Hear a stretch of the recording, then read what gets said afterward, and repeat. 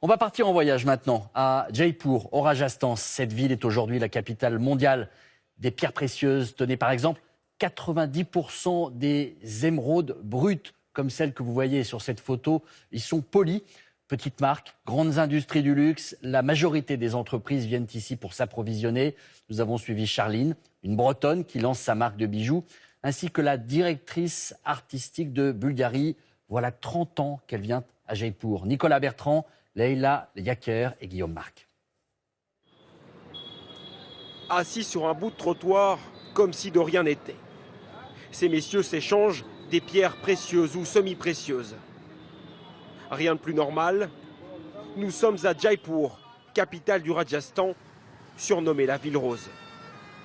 C'est aussi la capitale mondiale des pierres précieuses donc.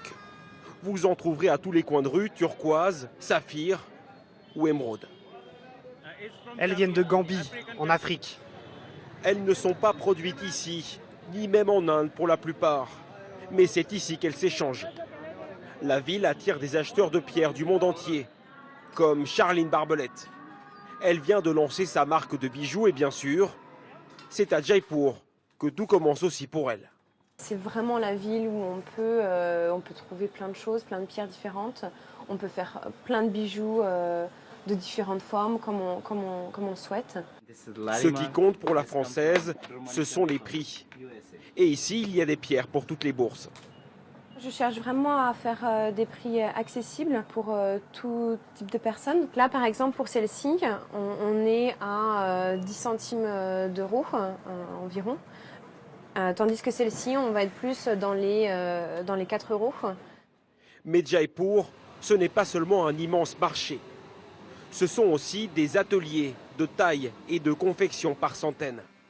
Un savoir-faire unique au monde. Voilà la trésorerie. Charline vient collecter ses premières bagues. C'est pour mes premières clientes, mes premières boutiques. On est que je viens juste de commencer. Non, je suis très contente. Dans cette usine, 150 personnes produisent des bijoux qui partiront dans le monde entier.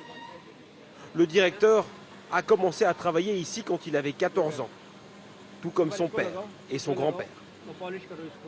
On fait presque 4500 pièces par jour. Dans notre usine, on taille les pierres, on fait tout à A à Z.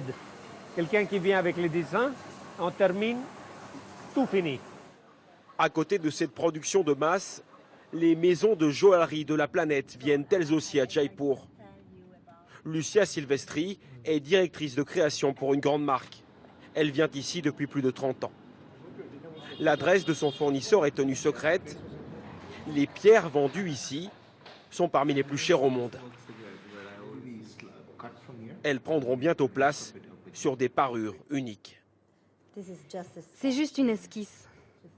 Lucia Silvestri, c'est exactement ce qu'elle veut. Vous avez des rubis du Mozambique? Cette fois, le prix n'est pas un problème. Ce qu'elle cherche, c'est la perfection. Non, celles-là sont trop sombres.